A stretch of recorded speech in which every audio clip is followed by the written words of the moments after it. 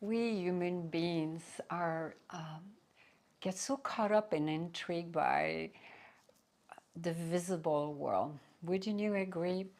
What we see through our sensory impression, we get so involved and then we get trapped and start going into the grips of distraction because it's inevitable. We live in the physical realm and we tend to believe that is the reality, that is the absolute truth. We lose contact with the true reality where is invisible, where is dark, where we can't see it. Oh, did I lose my microphone? Oh, sorry. I hope everyone could hear it. That's what happens when you blissed out. We can hear everyone. Namaste for all of you around the world. We're happy to have you this evening, Drinking Bliss. And we are in for a wonderful evening. And thank you so much for joining us. So I was saying that what we cannot perceive through our sensory impression is the absolute truth. And it is more real than what we're experiencing right now. The cosmic consciousness, which is darkness. When you look at the universe, most people don't realize light can only come through darkness. If there is no darkness, there is no light. If you look at the universe, it's pretty much all darkness. I mean, if you do research and you're a little scientific and you really look deep into it, you will see that the cosmos is really, really dark. And when I speak of darkness, I don't talk about evil because a lot of people equate darkness with evil. But no, I'm talking just in sense of existence of what is cosmic consciousness. And so that's why in the yogic tradition, the third eye, the ajna, is so important because through the third eye, you can perceive other dimension of reality, which is even more real than what we're experiencing right now. Not that it's not real, because the Buddha talked about the illusion of Maya, right? But he didn't say that the relative realm did not exist. It's just that it's not the absolute truth. So this evening in Drinking Bliss Divine Satsang, we are going to explore the journey of self-discovery, self-awareness, through unraveling our true essence of who am I? This eternal question, who am I? How many of you even take a moment every day and ponder upon that question, not intellectually, but who am I? What am I doing here? What is the meaning of this life?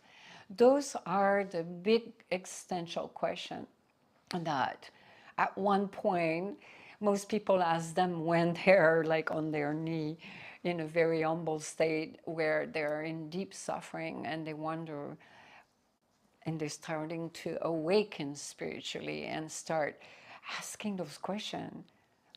Who am I? You know, we're not the body, we're not the mind. So we will talk about many things tonight. It'll be fascinating.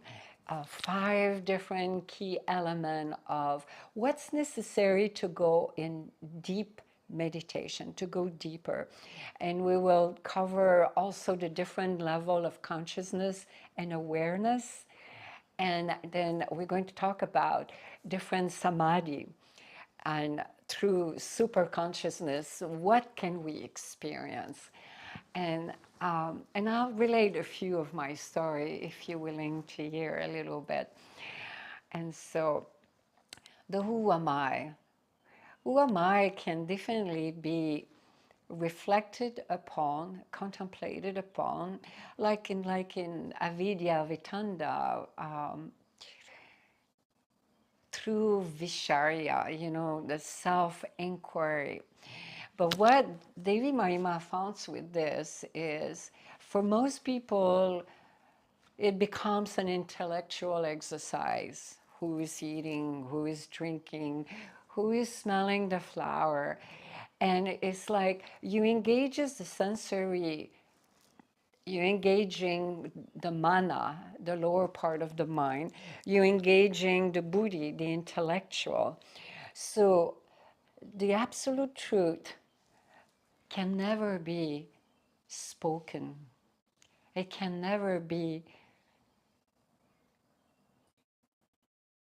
you cannot explain what is the absolute truth. And even through Vicharya, you can come to conclusion, I'm not that, I'm not that, I'm not that, I'm not that. But you will never experience, because the absolute truth, you can only experience that.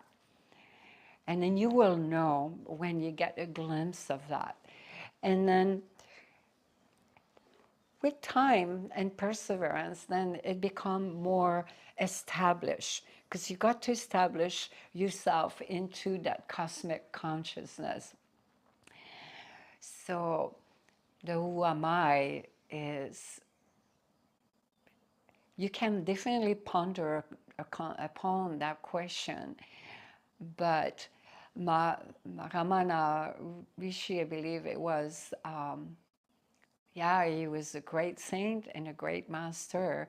But how many people who can sit like him on the planet and do nothing and be nothing and just be one with the divine cosmic ocean?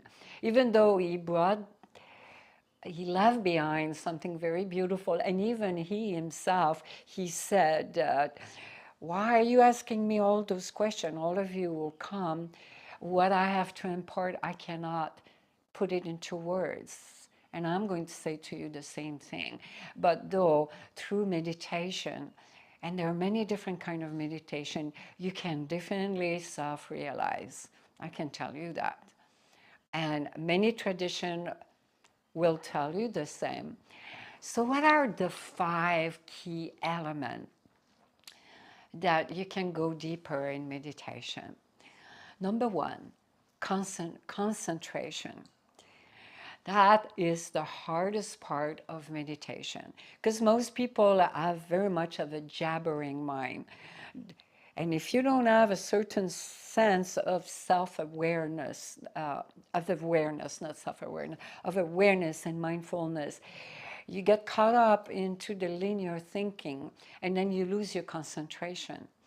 And so that's the first requirement, to exercise and train your mind to a level where you can steady it. And eventually you can transcend that through the yogic tool. And so it's a practice, concentration. And it's the hardest time, it's the hardest for, even for an advanced practitioner. I can tell you in my own experience, oh my God, it took me so many years to calm and still that mind and go into a state of equanimity. That's why having some good yogic tool is very necessary also. And so it leads us to discipline. If you don't have discipline, self-discipline, you're never going to have able to sharpen your mind with this concentration. Like one focus, concentration. And I can tell you, you can't do it. The path of enlightenment can happen in this lifetime, believe me. It's not that far away. It can happen to you in this lifetime. And so, because through self-discipline, then you gain momentum. You start to become more focused, more concentrated, and then it leads to number 3 key element, devotion. If your heart, devotion is like the elixir of life. is the juice of the spiritual path.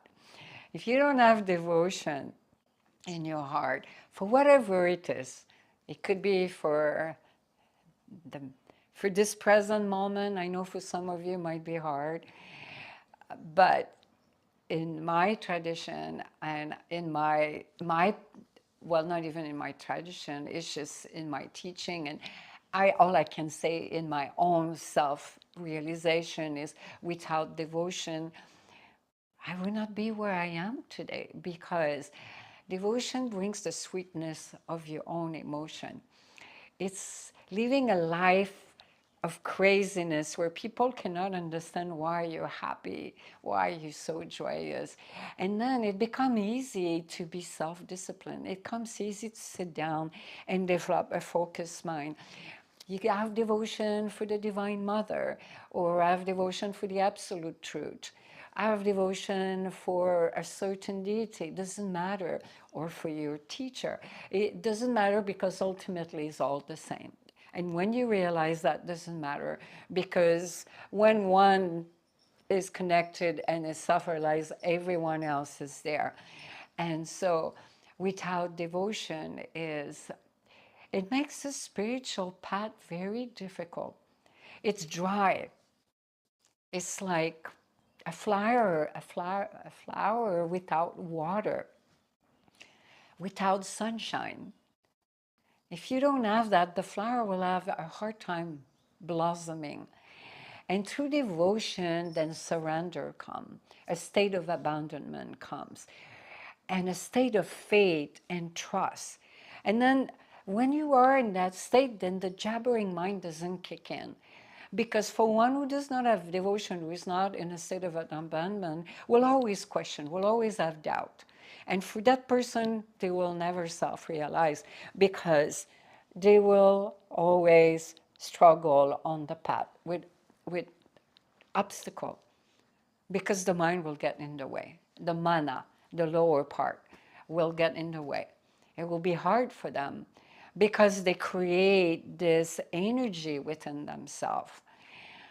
And I'm so grateful that our Creator created devotion, because it's like drinking bliss, literally. And it leads to number 4, is the right diligence.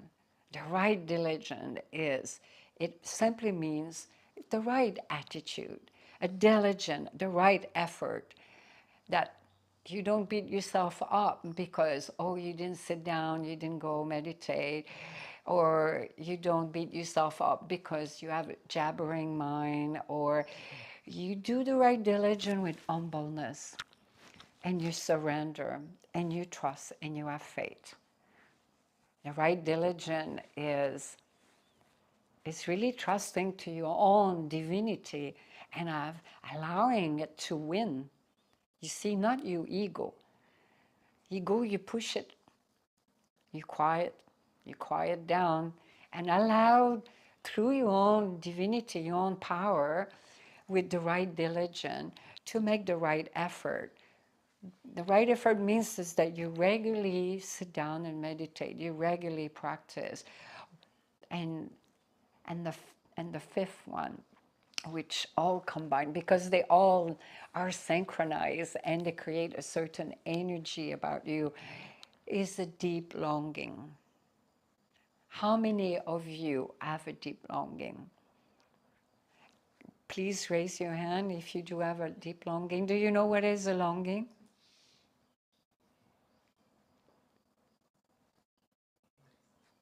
Do you know what is longing? Maybe some of you don't know. Maybe you have it and you don't know. What about you, beloved, online? Because some people don't know. I did not know I had a deep longing over 25 years ago. I found that out much later. So a deep longing is a thirst to know, to experience. But it manifests, and it's a thirst to merge with God, whatever we named it by, because there are millions of names we use. Allah, Brahma, Shiva, Krishna, Jesus Christ, the Divine Mother, the Absolute Truth. I mean, there are so many names. Ultimately, it's the same source. It's that deep, deep desire, is the ultimate desire, is the last desire that any soul and spirit could have, is to merge. And it's experienced in a form of rati. Rati comes from Sanskrit. Rati means longing. It's intense emotion. It's like you feel that love that it's exploding in your heart, and you don't understand why you behave in such a way. I just want to behave like really crazy because my rati, before I could have the merging, I was like going crazy. I would have those crises, like, this is a long time ago, mourn and grieve and go, and I would go in deep, deep surrender and scream, and then after an hour I would go in full ecstasy, in full bliss. And if anyone who did not understand, they would look, they would say, she's crazy, she's a crazy lady. But that is what deep longing does to you. That's what devotion does to you. When your hanahata open up, that's the bridge to right straight to the divine. When you start feeling divine love and you start experiencing that, you start experiencing what is your true nature and get intoxicated. So those are the 5 key elements of meditation. Please remember and reflect and meditate upon that in the coming weeks, and see how you go about your life. Do you work towards that in your life? Or when you walk out tonight in silence, you forget everything about it? That would not be the right diligence. You see, that's an example. That would be throwing all this beautiful time we have together and parting all this beautiful wisdom and spiritual knowledge that come from for thousands of years from the Maharishi and my own experience. So, concentration, self-discipline. What is the third one? Come on, any of you. What is the third one? Huh? Diligent. No? Devotion. Yeah. What did you say? Devotion. Devotion. Right? Devotion. Devotion. And the last one? Longing. Huh? Deep longing. Yeah, beautiful. So it leads us to the state of consciousness and the different state of awareness. Let's start with awareness. Awareness. I won't give you the name in Sanskrit because you'll forget it, but there are several levels of awareness. The wakefulness, where you go about your business during the day, you awake. Not awaken, but awake. You just go about it, eating, whatever it is, you're engaging, your sensory impression are very engaged. And then there is sleep. You're fully aware when you sleep. Even under anesthesia, when you have a surgery, when I had advanced breast cancer and they did the mastectomy, they were going, not the mastectomy, they were going to do that, but I refused. They did a lumpectomy. I told the surgeon, I said, if I start bleeding, if something goes wrong in the surgery, please talk to me. And he thought I was crazy. I said, I'll hear you. I'll do whatever you tell me. I'll stop the bleeding. And he could not understand. But you have that power. When you're fully conscious, and your spirit will do what's needed. You your super consciousness, which we'll get there in a moment, will do what's necessary. I can tell you that I have had a lot of experience with that. And so through anesthesia, you're fully aware. And then in dream, you also you're fully aware too. Even some of you remember your dream, right? Sometimes you could have lucid dream, and there's different kind of dreams also. And most people, when they have dream through the level of consciousness. But there's another level, super consciousness, where there's no memory attached to it. And we'll get there. And when you get those kind of super conscious dream, they're of the beyond. They're like, to give you an example, they're rare. It's a small percentage, but they're like maybe if you have a visitation from your teacher or an ascended master or whatever. It is of the beyond. It has no memory. And we will get to what is super consciousness. We all have a super consciousness. But let's finish that. And so the fourth one is Turiya, is pure consciousness. There is no attribute to it. There is no memory to it. Because consciousness has memory to it. It's karma. Memory means karma.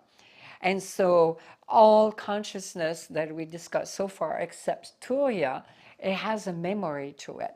Oh, there is one I forgot. One very before Turiya is the subconscious mind.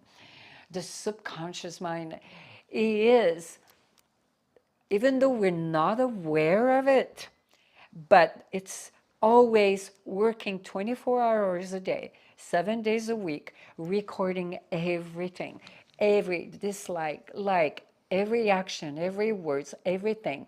And that is what creates your karmic impression and start creating your vasana, your tendency. We talked about that in past satsang, and that it start creating your energy habit. So if you start becoming mindful and you say, aha, I have a terrible energy habit. I spend too much time consuming too much sensory impression on my phone. You become aware that that means you're starting reprogramming your subconscious mind, because your subconscious mind make you create those energy habits. You see what I'm saying? The same way if someone push your button and you reacting in a way and you say, oh, you stop, you say, aha, I am not going to buy into this reaction. I know very well my energy habit. And then you start reprogramming your subconscious mind. You stop it because you're aware that it's pulling your puppet string and you don't want that. And that's the day you claim your scissor and you're cutting the string, and then you start reprogramming your subconscious mind. And through meditation that we're going to discuss, this is how also you reprogram your subconscious mind. This is how you erase old programming, because all through good, genuine meditation will bring you into a state with time and practice and diligence, and all the key elements we talked about will bring you slowly but surely into a state of deeper meditation. And naturally, your karma start changing. And it's a progress. It's an evolution. And it takes time. On the spiritual path, the concept of time, namaste, beloved, the concept of time and space does not exist. So you should not be concerned how long it takes. Just enjoy the ride. That would be my suggestion to you. Enjoy it. Enjoy it, because what a great blessing that you are on the spiritual path. It's not for everybody. You have great karma to be on the spiritual path. It's a blessing. And so the subconscious mind, we were talking about the different level of awareness and consciousness. And so we talk about different level of awareness. But let's go back to the consciousness. So we said the consciousness of a daily, and then there's the subconscious mind. And don't think that when we leave the body, the subconscious mind is not following you. It's recorded in the causal body. And it comes with us. If you are reincarnated, it will follow you. And so if you have very strong vasana, you will bring them in future lifetime. And it could be good, but it could be bad too. But let's continue, let's pursue that. And then there is super consciousness. This is what we really are interested in, because super consciousness, we all have it. It's the consciousness, it's the divine presence. What Devi Mayi Ma have been talking about for so many years, the divine presence of who we are, of our, you could call it the higher self, of our soul. Even though some says Atma, higher self exists. In some other tradition says, no, it does not exist. I will tell you, both exist. They're both right. All tradition is right. I have had that phenomenal revelation a long, long time ago. And the soul is like the wave of the divine ocean. When you walk at the ocean, you see the wave comes. She exists. And then suddenly she retreats into the ocean and she does not exist. It's like your shadow. She exists and she does not exist depending how the light comes. The soul is like that. The Atma, what we call. So it's there and it's not there. It's there. So in the super consciousness, it's there. But when it merges, it's not there. They could call it the para-atma. All of this is from the yogic philosophy. But I can tell you from my own experience, my own realization, they're all right. And they have been debating for thousands and thousands of years, but they're all right. I have experienced it all. And when I had that realization, it was so profound. I was in samadhi, in a state of samadhi. And we will talk about samadhi. It will be very fascinating when we get there. So the superconsciousness is, it has no memory. It does not have any attribute. It has no quality. And through our superconsciousness of our divine soul, of our, which is ever present, ever bliss, ever aware and conscious, we can experience the cosmic consciousness. Cosmic consciousness is pure consciousness. It's, you could call it even the darkness, because what is manifested in the cosmos is pure consciousness, is cosmic consciousness, is what we call Nirgun Brahma. Nirgun Brahma has no quality to it. It has no memory. It has no imprint. It's pure, but it's supreme intelligent. You could say it's God. You could call it any name, and this is how the yogi create deity. It's through pure cosmic consciousness. You can use an energy and give it an attribute to it. And the yogi and the yogini have done that for thousands and thousands of years in the path of the Tantra. That's how all the deity came about. They created them through cosmic consciousness. Through their own samadhi, they developed siddhi, power, and they were able, because they were tantrika, And so this is a path of Tantra. And so us, all of us, you don't have to be a super yogi to experience cosmic consciousness. You can glimpse of it, and as you go deeper and deeper, you can experience that through super consciousness, through the presence of your own divinity, of your own divine soul, ever blissful, ever conscious. That is, you can even say the super consciousness, and I would say that because I've experienced that, it's equal to what we have talked about, Vigna Maya Kosha. We talk about the different envelope, the different layers of the subtle body. And the fourth one we talk about, the Vigna Maya Kosha, is of the beyond. It's when you transcend and experience the cosmic mind. What Devi Mayi Ma talk about all the time, the cosmic mind is the cosmic consciousness. It's the same thing. They're just different words. You can interchange those words.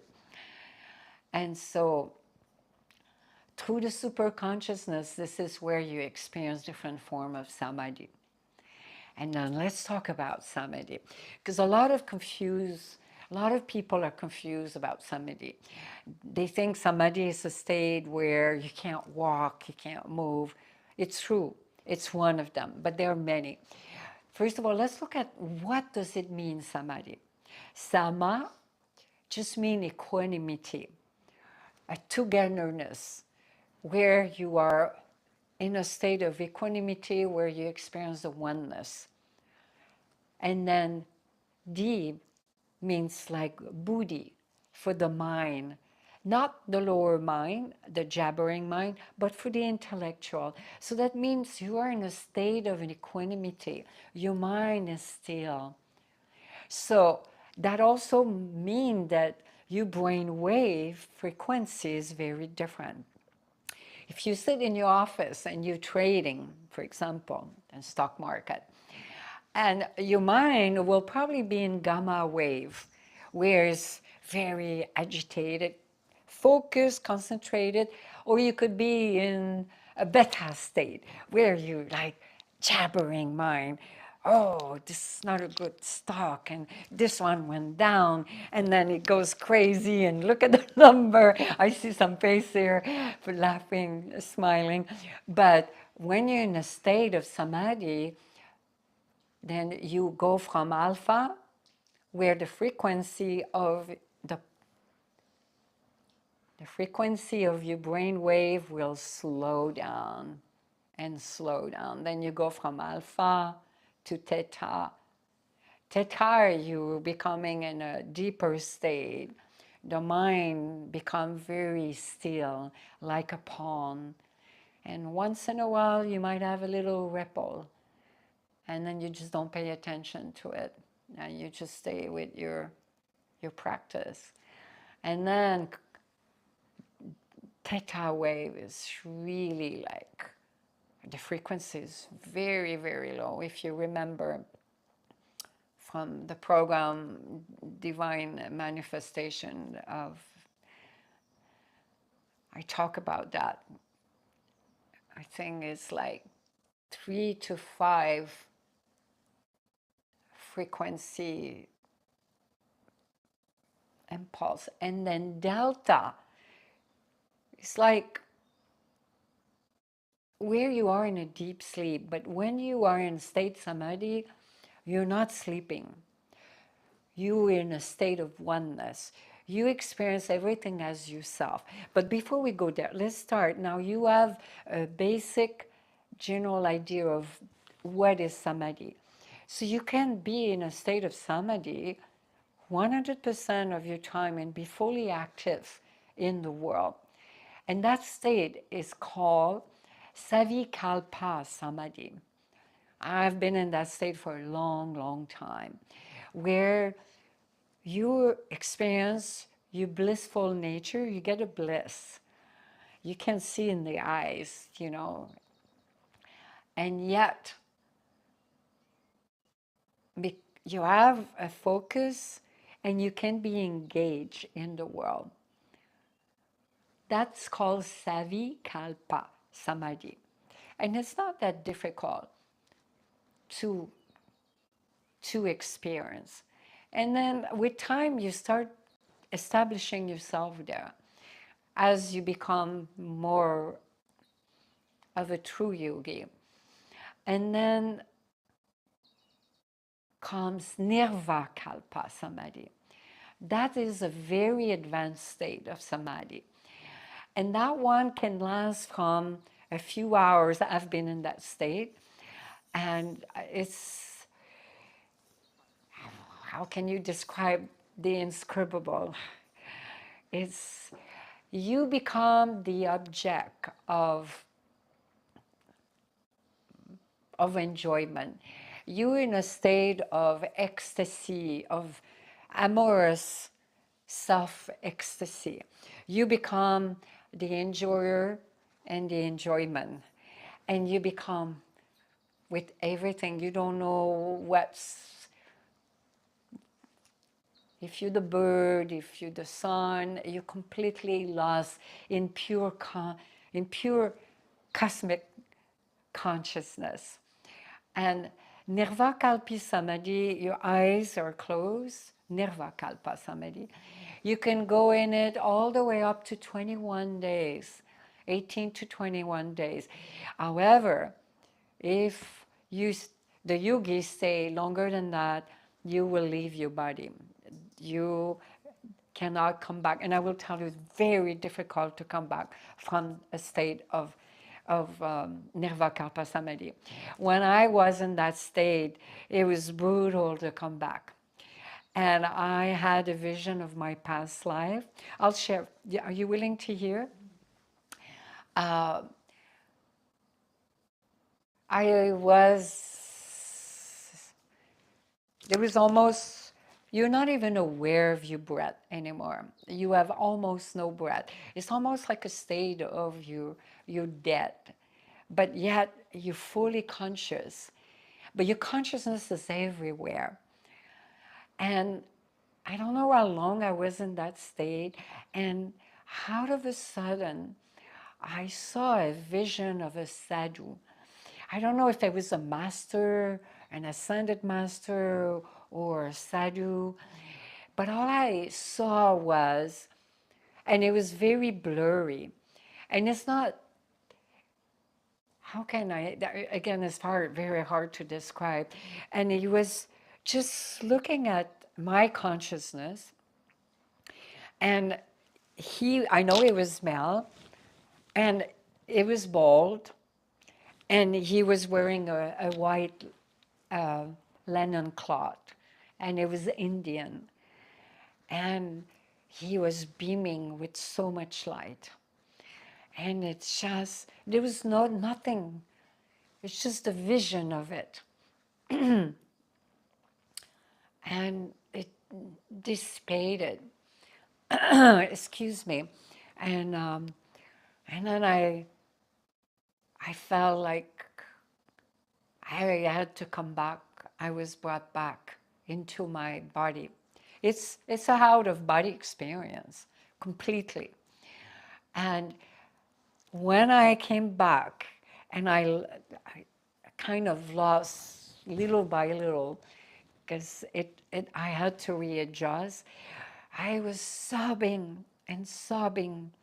I was screaming and sobbing, and I did not know why. And I didn't want to be back and coming out of that state. And it took many months to readjust to be in the human body.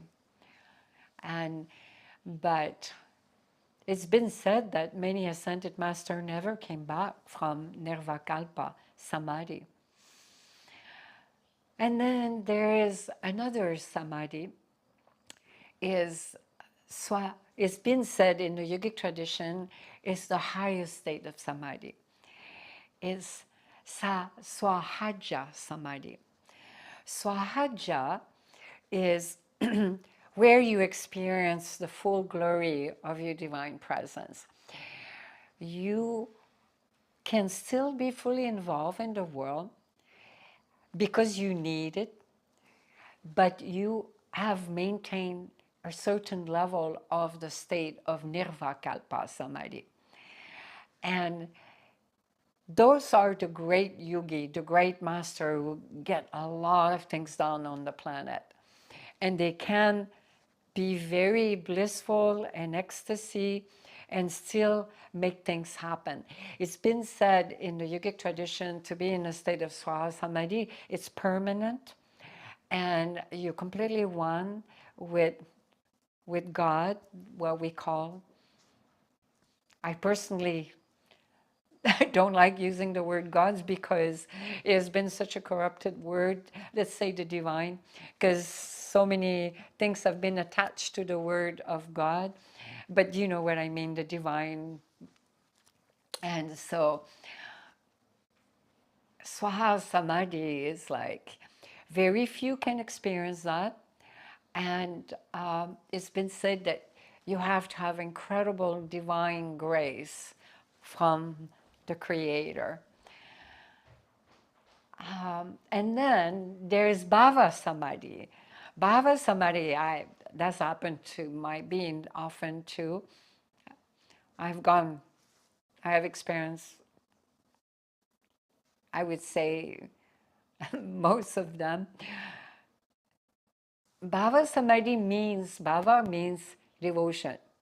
When you're in a state of devotion, even for a spiritual teacher or master, you can go in Bhava Samadhi, or a deity, or even the Creator, but it's hard to go in Bhava Samadhi if there is not a personification that represents what is the embodiment of the divine.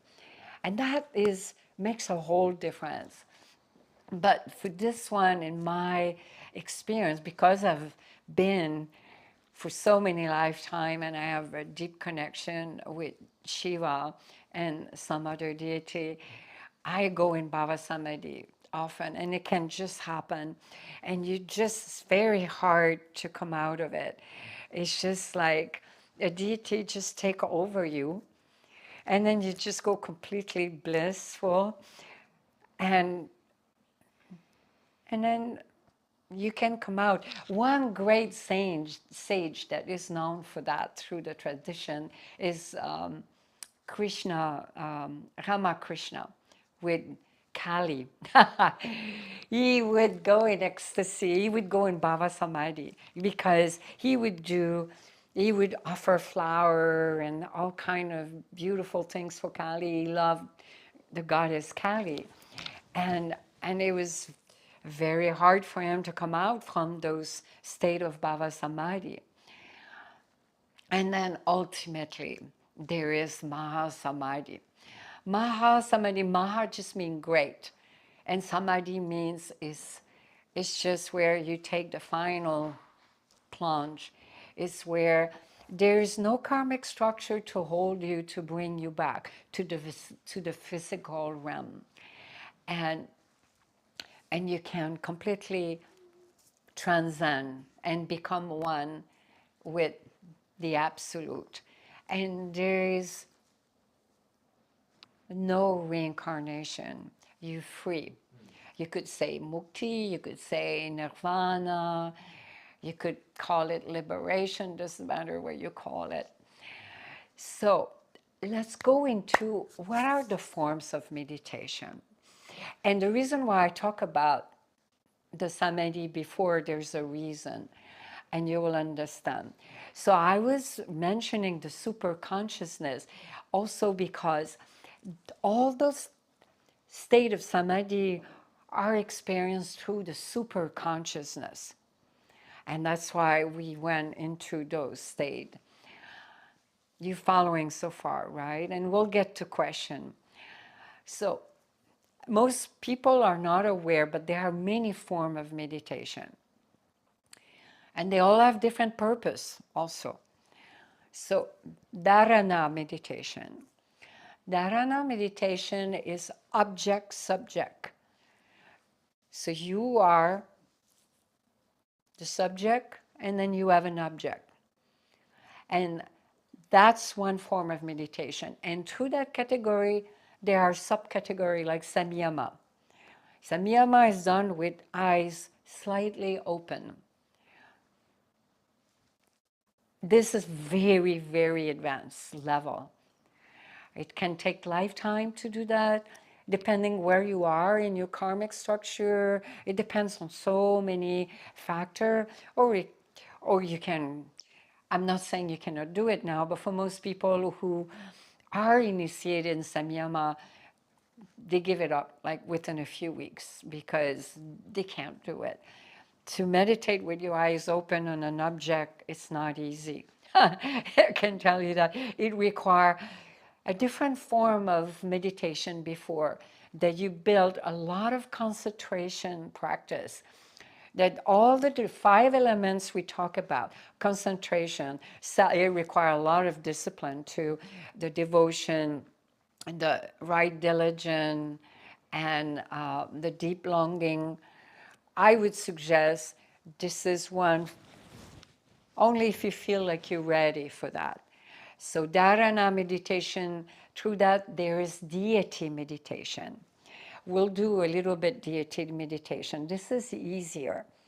And you do it with your eyes closed. It's much easier for most people. And it's very powerful too, because if you're very diligent with this practice, you can really come to a point where you start taking the imprint of the deity. It can be even your teacher. You start embodying those qualities. And so that is dharana meditation. And there's an object to it. I won't go into all of it because it's a lot.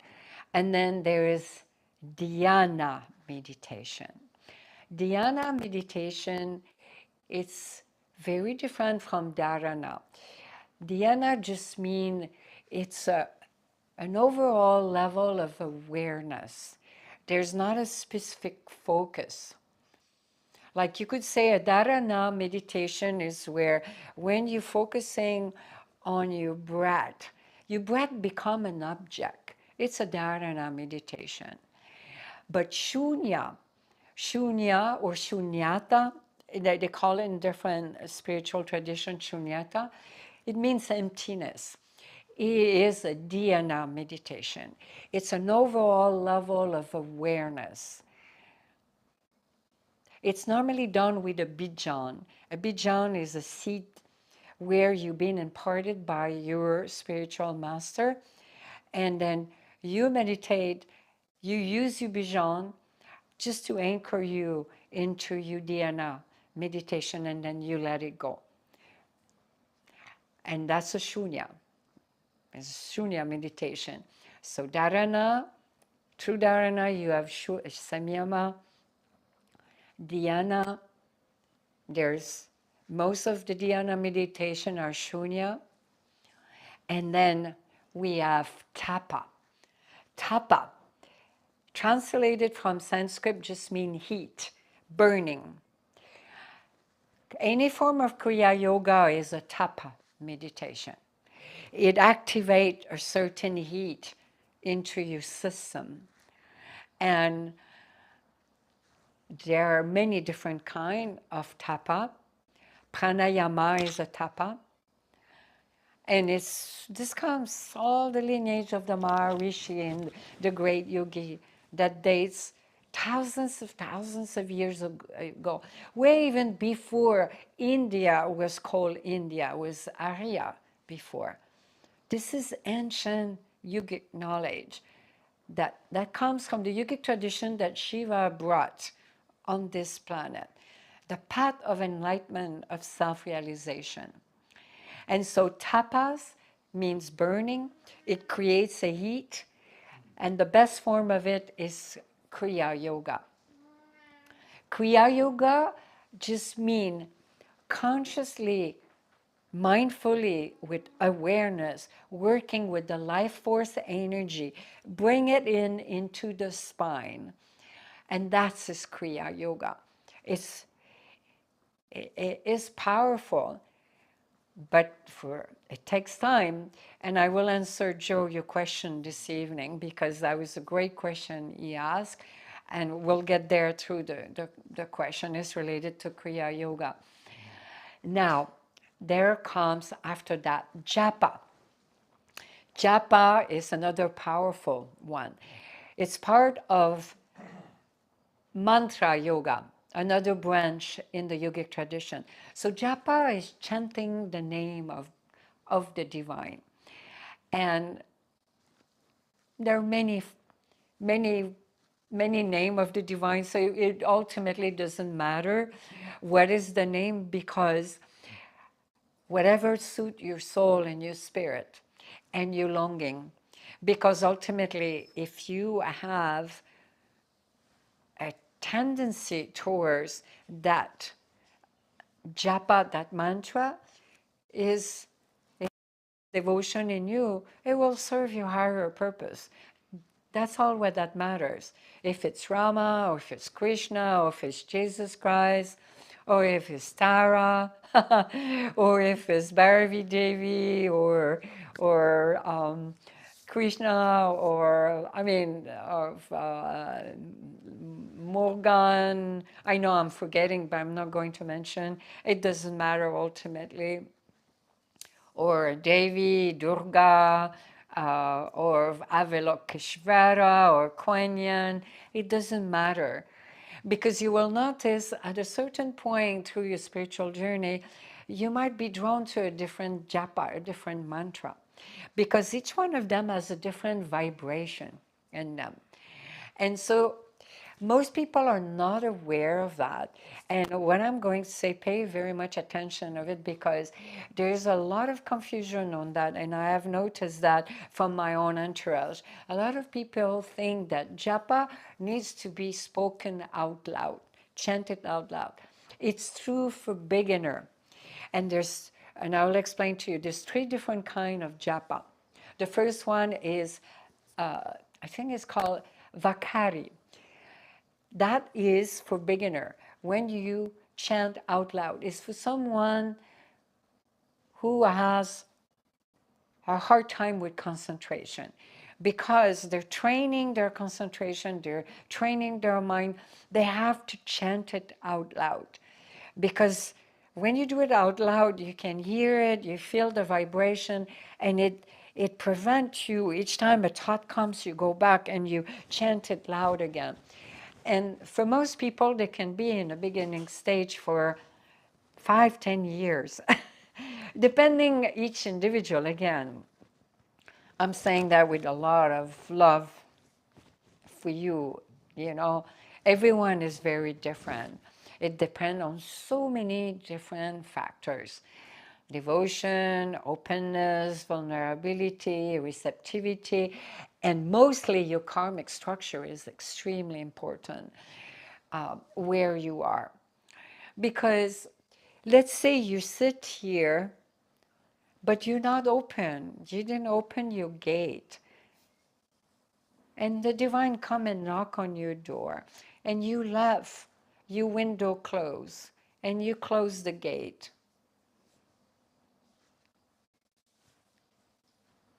You see my point?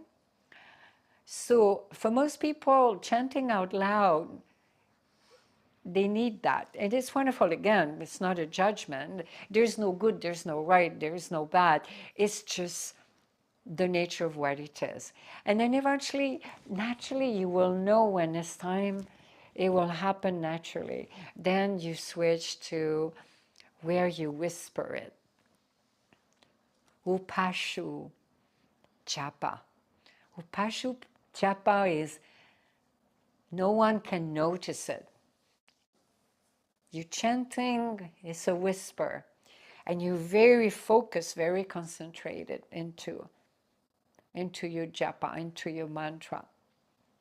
Even oming is a japa, is the ultimate sound of the divine, is the universal sound of the universe. So you could do it out loud. When even you do it, you're whispering it. And then comes mana, mana, I think it's mana rika, is mana from the mind, where is all mental. The japa is mental. For this one, there's something going on all the time. Because when you have that imprint, it will always come in your mind. So comes mind thoughts. They let come because you need some thoughts. Sometimes you have to think. That's why the divine gave us a brain, the intellect. But when you have trained your mind so well, you will notice that in between the useful intellectual talks, the japa will come. Whatever it is for you, it will come. And then the last form of meditation is mindful practices meditation. And that one is the most subtle one and the most important one, because it's the most fundamental one. And most people don't treat it as such. It's like the same thing in the yogic tradition. If I ask you, beloved, let's do a little quiz, let's have fun. Maybe some of you know, and that will be great. Which one of the chakra do you think is the most important one? Do you have an idea? There is no wrong or bad. The heart chakra. The heart. I can't hear. The heart chakra. You mean the Hanahata? Yes. No. Any one of you online? It's not a trick question. This is real. The first one. It's very important. Excuse me, sorry. I got a hairball with so many guys. Joe, what did you say? The first chakra, because that's kind of like your roots. If a tree don't have roots, You got it. it's That's dead. the Muladhara. So you're better off not having leaves than not having roots. The Muladhara is the most important chakra. Because if you don't have a strong Muladhara, it will be very hard to go through a Kundalini ascension. You have to make your body strong, the physical body strong. Oh, we got a little friend. Shiva decided to join our satsang. For you, beloved, this is our Shiva.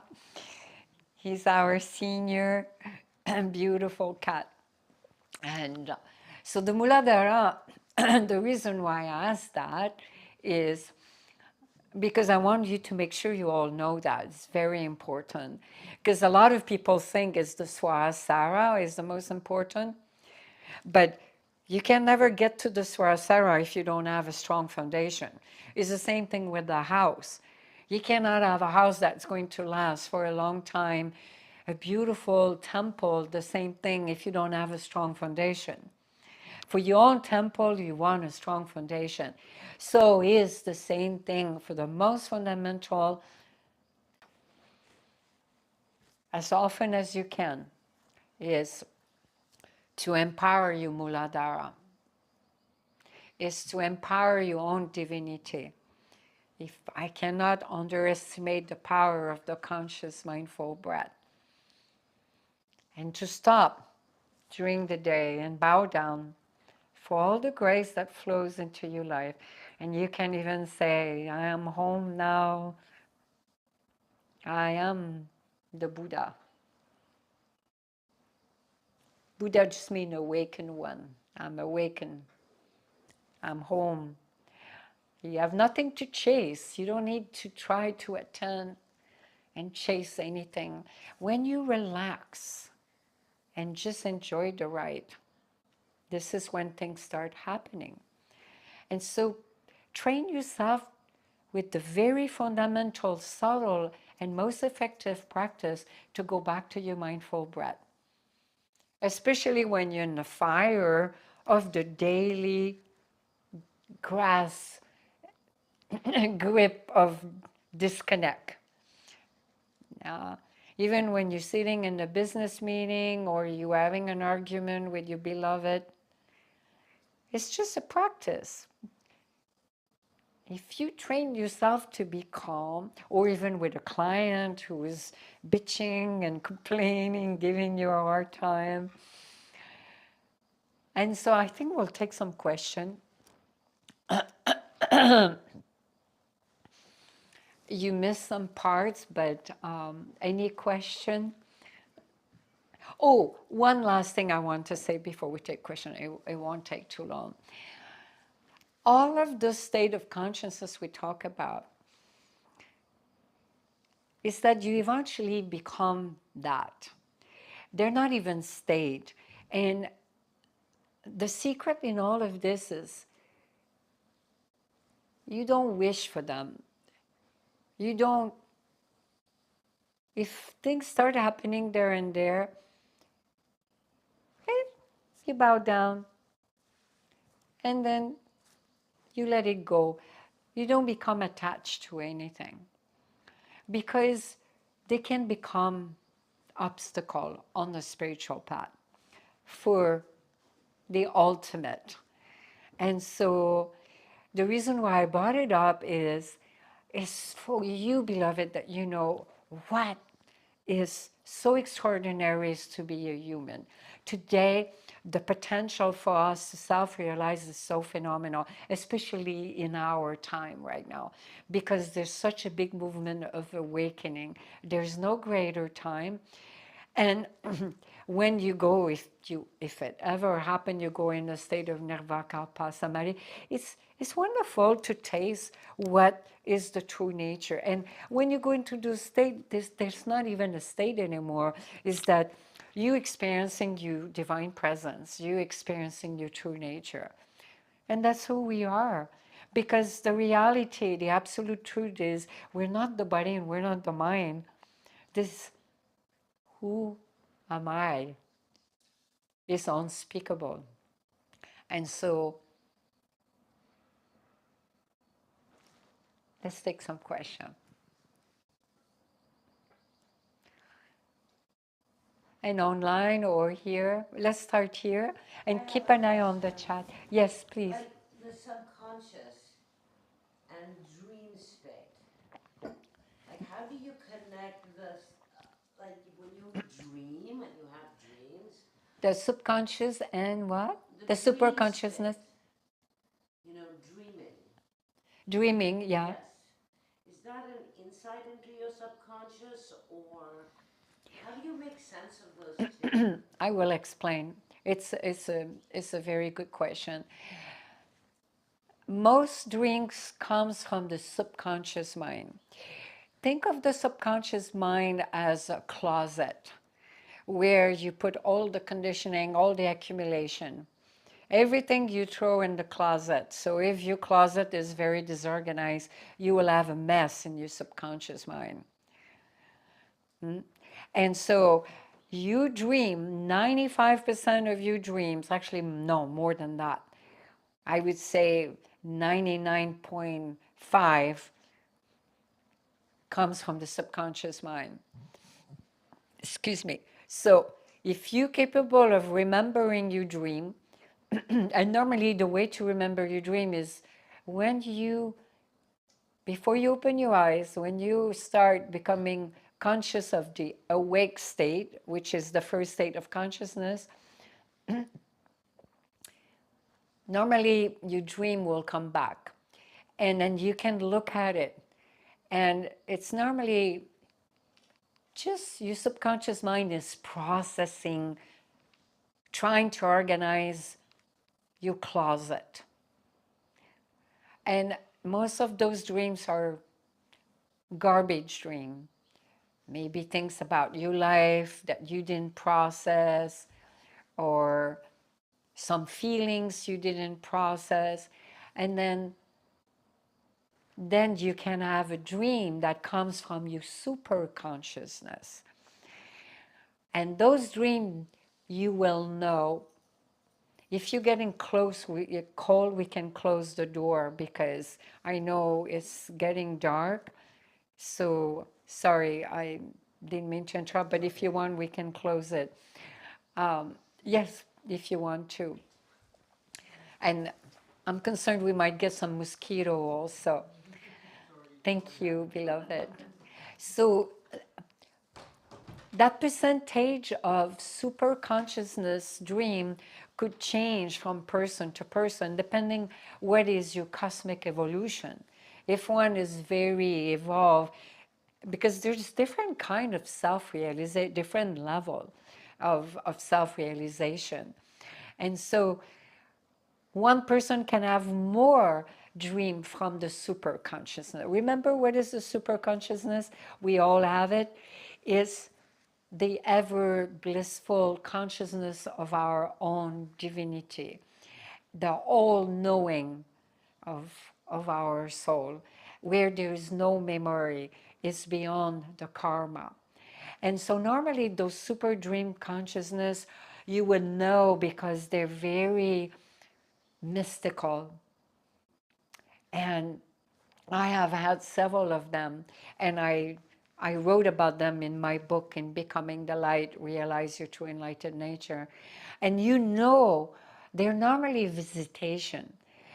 They are in the here and now. And you just know they're not the typical dream. You know that. Did that answer your question? Yes. No? Thank you. Do you get it? The most of the dreams comes from the subconscious mind. So I actually, for a while, I was keeping a journal. This is a long time ago. And that's why I know how to record dream, because I was writing poetry from dreams. And I have had a dream. Can I tell you a dream that came from my super consciousness? I wrote a poem about this. It's a quick story. Are you willing for a little story? I was a student then, and I was studying art, and I was studying creative writing. This is over 15 years ago. And that night, I knew it was a dream from my superconsciousness. I was riding a whale, and it was purely spirit. And the whale said to me, let go when I tell you the dolphin will show you the way. I have Shakti running all over saying that. It was a true spirit who came in the form of a whale. And then out of a sudden, and I was into a sea of pure bliss and ecstasy. And out of a sudden, we were talking spirit language. And then suddenly she said, let go. And then the dolphin came. Oh my God. I'm getting so ecstatic. And then I started following the pot of dolphin. And I was laughing hysterically and laughing and going up. And there was a light, a blue light. And it opened up the whole, it was divine. And I was laughing hysterically. I was blissed out. And I was laughing so loud, I woke up my ex-husband. In those days, I was with them. And I was laughing, and I was completely ecstatic. And he woke up, and he looked at me, and he said, what's happening? And I couldn't talk. And I kept laughing, and I was in such a state of samadhi. That is a dream coming from super consciousness. I don't know what was that spirit. I don't know. I did not analyze it. But I stay in that state for quite some time after. That's an example. And that was so beautiful. And I wrote a poem of that dream because it was divine. Let's think of it, those super consciousness dreams, they are dreams given from God. All the great artwork, poetry, music, raga, scientific discovery, all come from the superconsciousness. My art, a lot of my art comes from the superconsciousness. When I was painting, there is no being there, there is nothing. I would have vision. And that's like that for most artists. When you tap into that zone of your superconsciousness, you become very creative. Writing a screenplay, the same thing. You have a vision. It's like downloading it. Well, that comes from your superconsciousness. You see, all great work came from the superconsciousness. Any other question? Any question online? Let's see.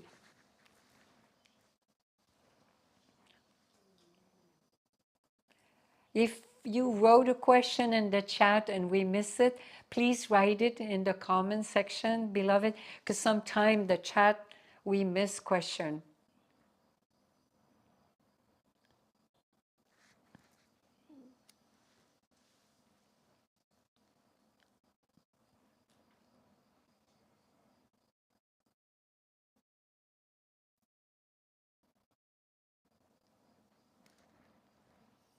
Shiva, do you have a question?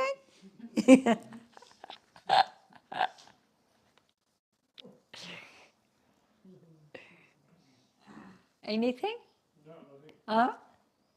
Nothing. Okay. Any question here? Oh, the question for Joe. Joe, what was the question on Kriya Yoga? Before I say that, I'll say another kind of dream.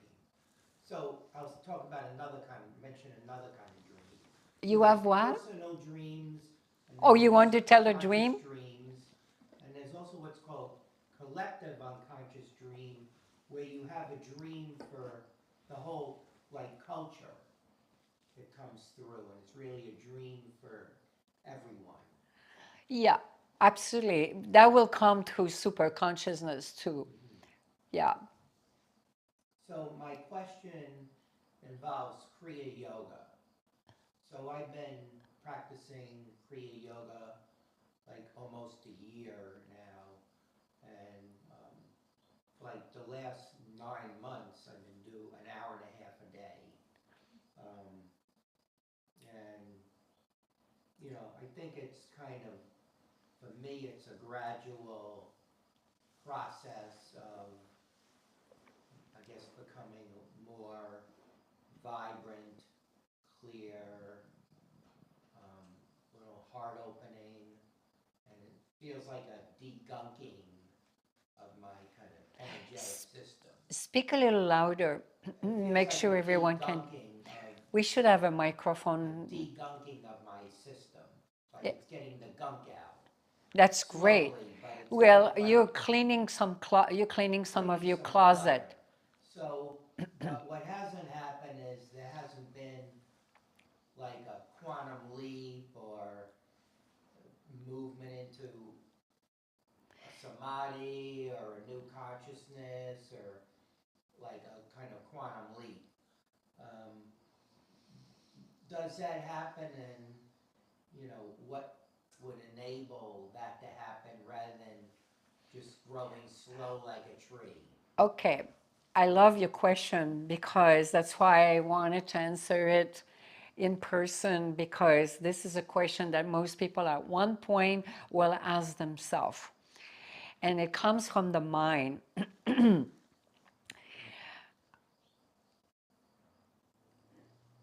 You said at the end of your question, what would it take to have that quantum leap, is to actually let go of the question and not bring your mind. Excuse me, hold on. And that's why you didn't get the quantum leap, because you, most likely, I'm not saying you are, but most likely you expecting it, you wanting it, and maybe you're a little feverish for it. And as soon as you have that, it's guaranteed it's not going to happen. I'm not saying it's the case. I'm not placing a judgment. I'm just saying from my own experience. And number two is 1 year of Kriya Yoga is nothing. And 1 hour and a half, I'm not meaning to, please don't get me wrong, beloved Joe. It's not demonizing anything of what you're doing. It's fantastic. Most people don't do that. It's phenomenal. But on the grand scope of the path of enlightenment is nothing. Before I went through the Kundalini Ascension and had a quantum leap, it took many lifetimes. I was in sadhana for over 18 years, and I was doing 4 hours of sadhana every day. I'm just giving you, I'm not comparing but I'm just giving you different perspective, that's all.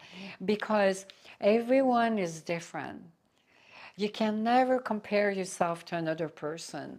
Quantum leap can definitely happen, and it's possible it might not happen in this lifetime. But no one should have any attachment to it. What really matters is you enjoy the path and you making progress. You doing baby step. And out of a sudden, when you let go of all those expectations and you just go about growing and taking in, suddenly, let's say your house is a dear mess, okay? You didn't clean it for a couple of lifetimes, and it smells with like and dislike and ego and personality. And out of a sudden, and you left all kind of things and garbage, and the basement is full of black mold, and the attic is full of rats, even though I love those little guys, but we don't want them in our attic. Then you decide one day I'm going to start cleaning the mess. Do you think you're going to do it overnight? Then you have to, and the cobweb, you cannot even walk, there's so much cobweb. First, you're going to have to start cleaning the cobweb. That's the first thing. And so, beloved, I will tell you all the things we talked about before: concentration, self-discipline, the right diligence, devotion, the deep longing. If you start within your heart, feeling the deep longing, you made huge progress. That is quantum leap in my eyes, because most people don't know. They never experience what is deep longing or any longing at all. They're so caught up in the mundane living. And so for anyone who feel some devotion in their heart and having that deep longing, it's a quantum leap, because that will take you far. I can guarantee you that. That's all I can say. And the last thing is your karmic structure will determine that. Because if you were not on that path before, in previous lifetime, and let's say you knew on the spiritual path, then it will take time. I mean, even for this one, like I said, I was going, and I will tell you again, I'm not saying to compare, I just want to give you a different perspective. When I started to have spiritual awakening, I never thought about enlightenment. I never even thought about samadhi or be blissful or be ecstatic. I never thought about quantum leap. I never thought about kundalini ascension. I never thought about spontaneous kriya. I went on for over 18 years, and I was just joyously, all I was focused is, I wanted to know who I am. Because my who I am was saying, I listened to that deep voice. My longing was bugging me. So bugging Devi Mayi Ma. Your longing needs to bug you to a point. And little by little, you be surprised when the least you expect, you will have a quantum leap. What matters is you move forward, even if you slow or even you're fast. And I will tell you the truth. If you go from very, very slow and then suddenly you go into the fast forward movement, which I talk about in the video, rising Kundalini, awakening versus spiritual enlightenment. If you haven't watched that, beloved, online, after the satsang, it will come, it will be there for you. You should watch it because there are different stages, and that doesn't mean anything. And grace also, depending how you allow grace to flow in your life. Most people who have very much of a jabbering mind will never allow grace to flow in their life because they will always have doubt. So that's why you could be 18 years doing sadhana and nothing happened. I know someone in my entourage, and I'm not going to reveal who it is, did tremendous amount of sadhana, and but the mind is too strong, and a lot of jabbering, a lot of judgment and all that, and nothing happened for so many decades. And so again, you can't compare. Comparing is always poison. And so you never know. And this is what I was going, the fast forward movement, it's a curse and it's a blessing at the same time. Because you got to be ready for it. If you're not ready, it will be a curse. I will tell you that. If you have a massive quantum leap and you're not ready for it, then you will say, oh my God, my life is falling apart. And you're not going to see the blessing. But if you're ready for it, and then, oh my God, you're going to bow down, and then you will realize it's a blessing. Even though part of it might be traumatic, because your life is going to change so drastically. And it's not always easy. I can tell you when your life changes like that. It will, you have to be ready to let go because the big changes will happen. Yeah. And the thing is that having attachment for any of this will always be an obstacle, always. And then if there is an obstacle, you're facing an obstacle, you guarantee, then you're not even going to evolve. You're just going to, you be stagnant. But it's true that Kriya Yoga is the fastest way because when you work with the life force energy, what I would suggest, eventually, you might want to increase a little bit more sadhana, meditate more.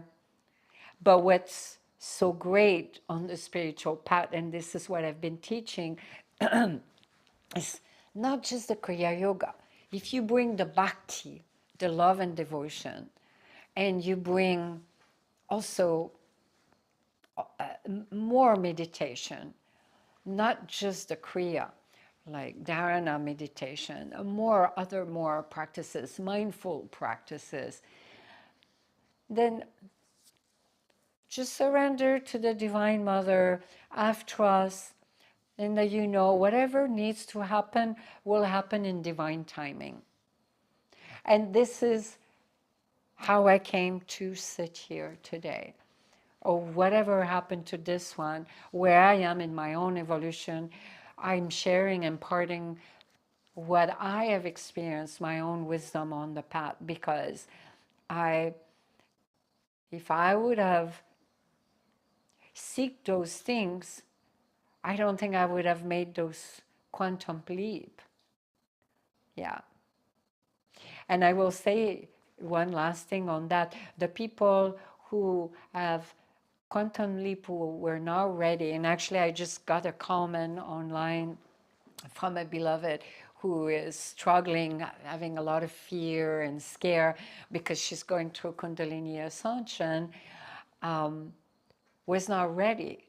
And then it can be very traumatizing in someone's life if you're not ready. Yeah. So you got to trust your own spirit and trust the divine will bring about what you need right now in this moment. So train yourself to be in the moment, because wanting to have a quantum leap is being in the future. So bring yourself back to now.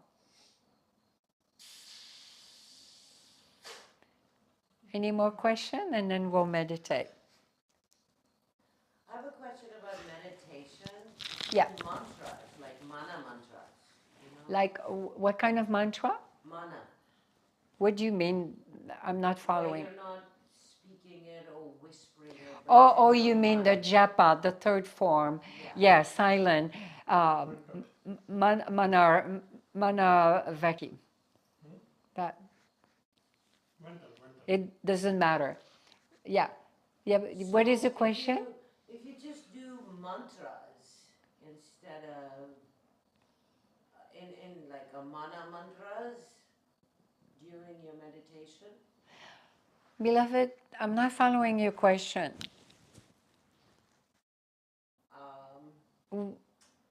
What do you mean?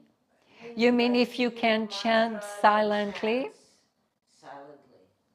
If you can chant silently? As your meditation. When you're chanting in your mind, you Please. Should we repeat again? Well, I was just wondering, like... What is the question? Question is, like, what is the... When you have mantras, and you chant the mantras in your mind while you're meditating. Of course you can. Well, that's a japa. That's a japa. Yeah. Absolutely, you can do it.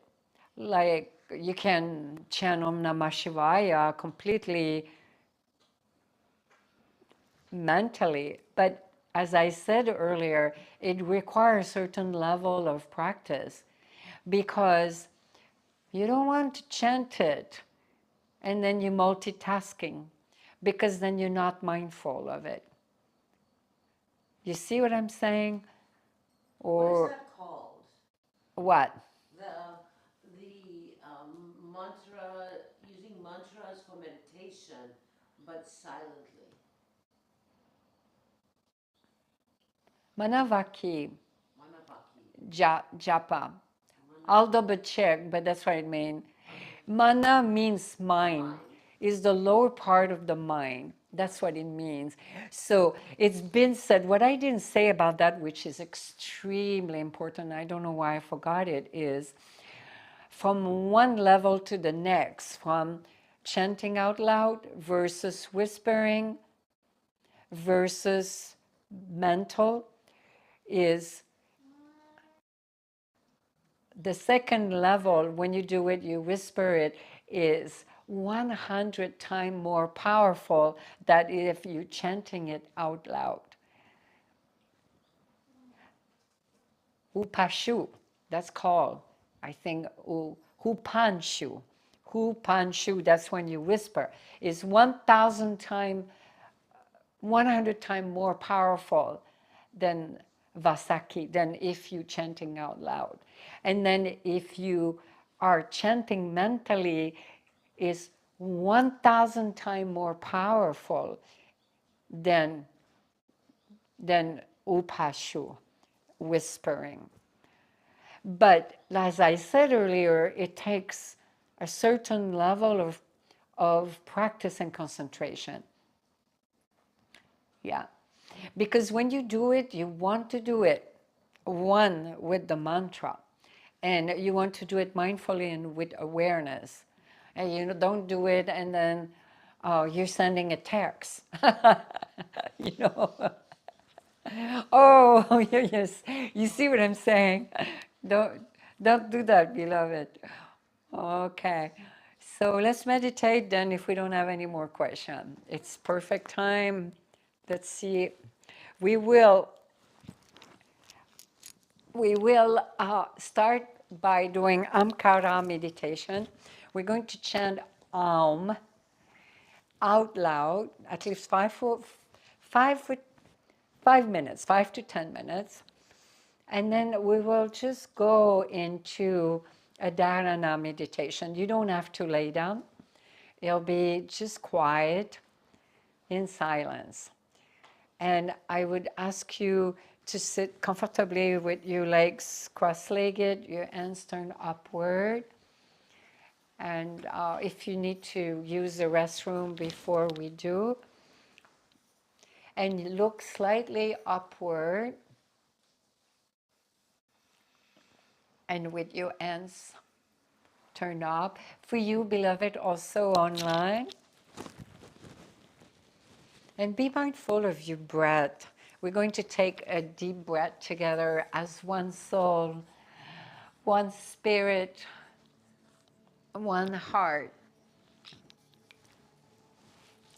And if you have knee issue, it's okay to stress your leg like that. As long as your spine is straight up, nicely erected, and your hands turned upward, or you can even put your right hand on top of your left hand and look slightly upwards towards your third eye. And let's take a breath together. Conscious, mindful breath. All of us, and for you or around the world, be with us.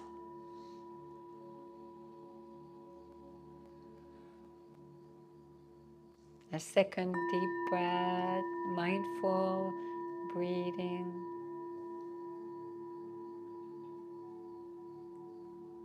And a third one.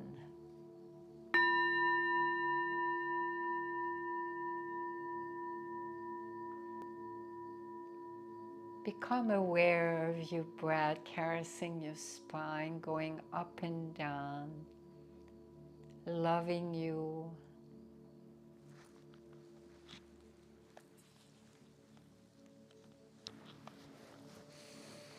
And to chant Om, Amkara meditation, some of you already know, but for some of you don't know, it's Ah is the universal sound, is the ultimate japa, the ultimate sound of the divine.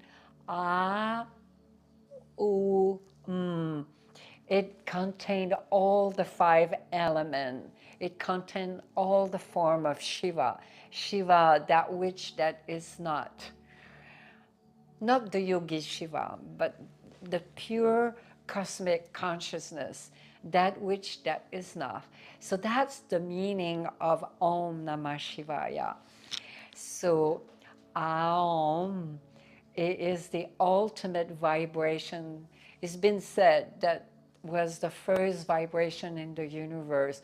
So it vibrates within our own being, and it's the ultimate japa. So we will do it out loud.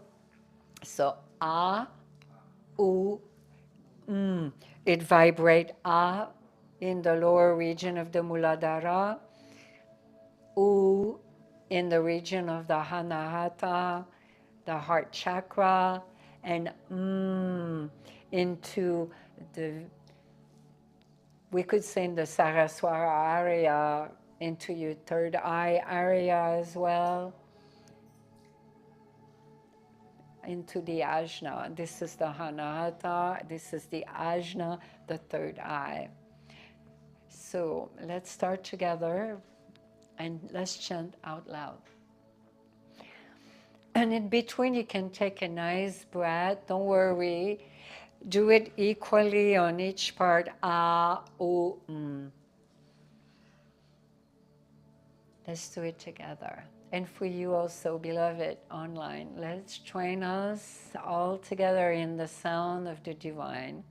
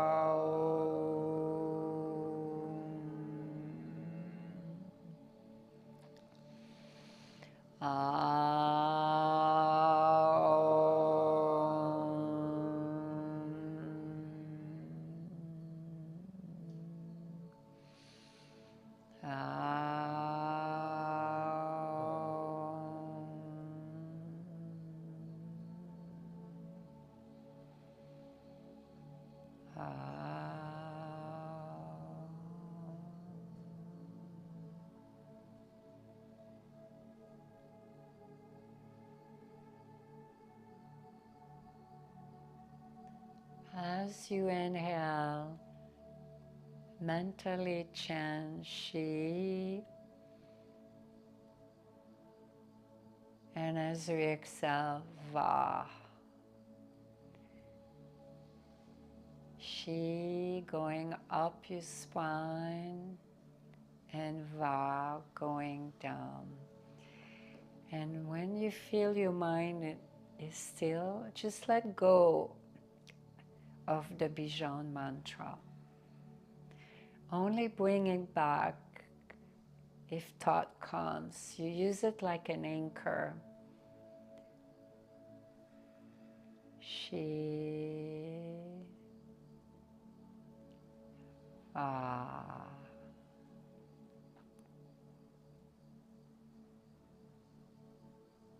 And when you don't need it, let go of it. It become your breath. Let it become your breath. Shiva, which just means that which that is not. The ultimate, absolute truth. Supreme.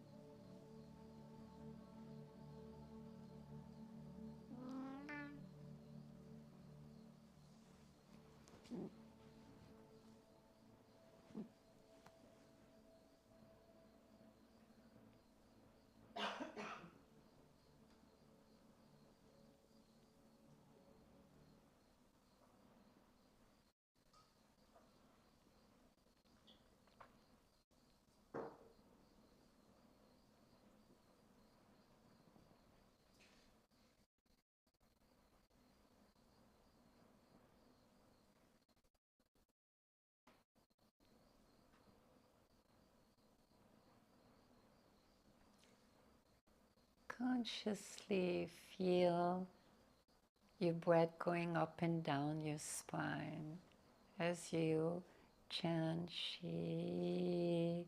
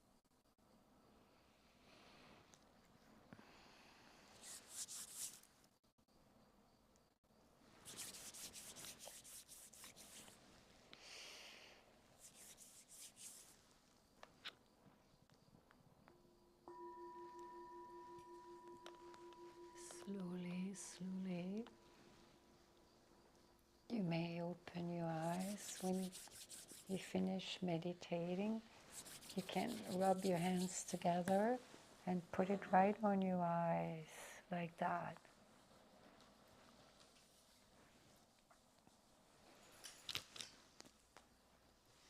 We were over almost 25 minutes.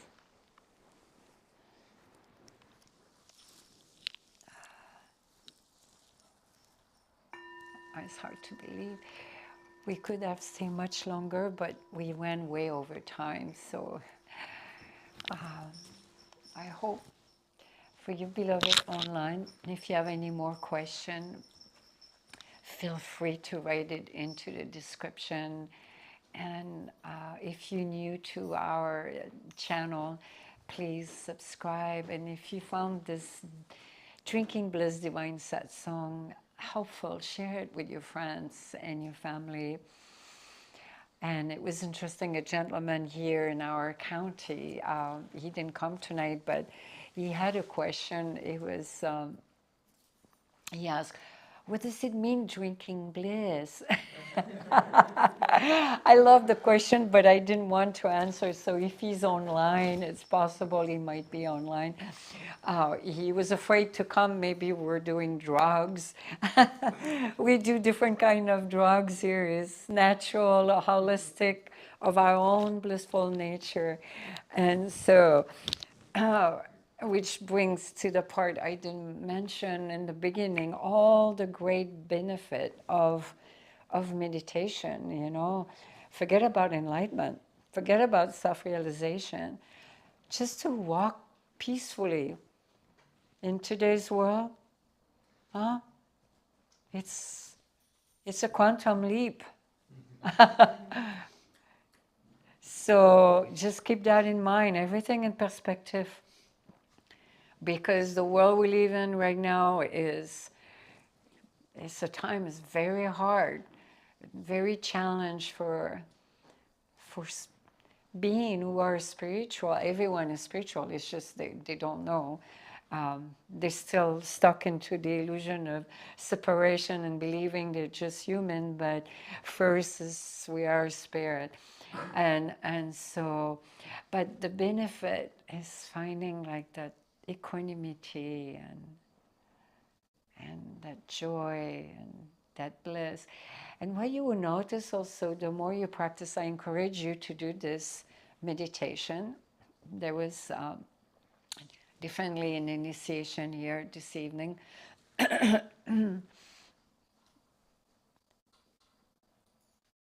Whatever, I don't want to say the name of the meditation, whatever it is, it's just bring it home and you can practice that. And it's a gift from the Ascended Master.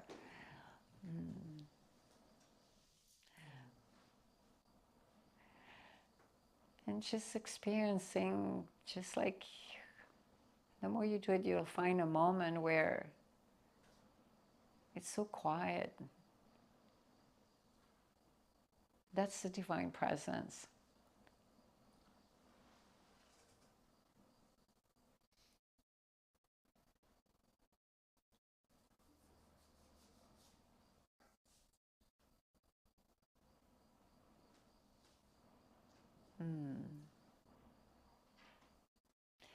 Just sometimes when I close my eyes, I find it hard to reopen them.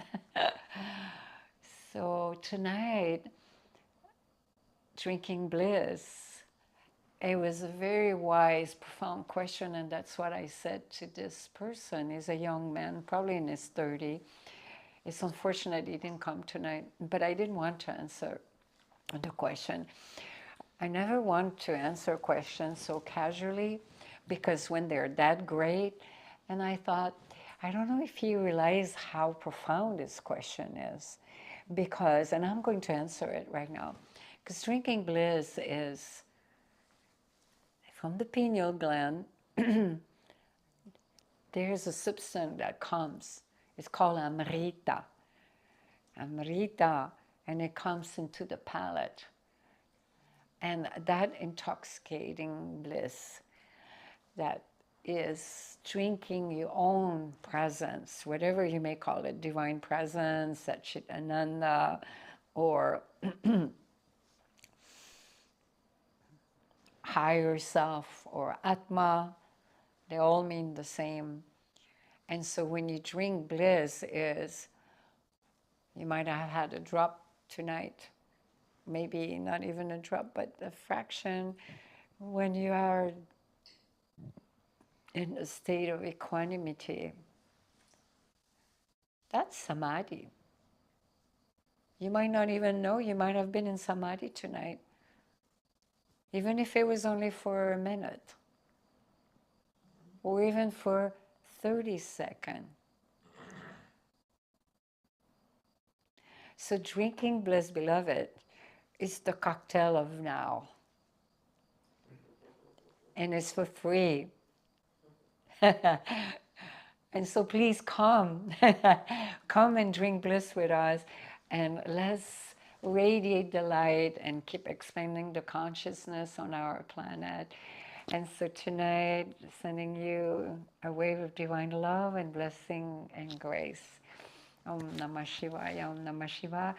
And let's go in silence tonight, just quietly, peacefully, and see if you can keep silence the whole night. When you go home, don't look at your phone, don't talk, just do what you need to do and just go to sleep in silence. Can you do that tonight? Is that too much to ask? Good. Let's see your discipline. Let's see your concentration. Namaste.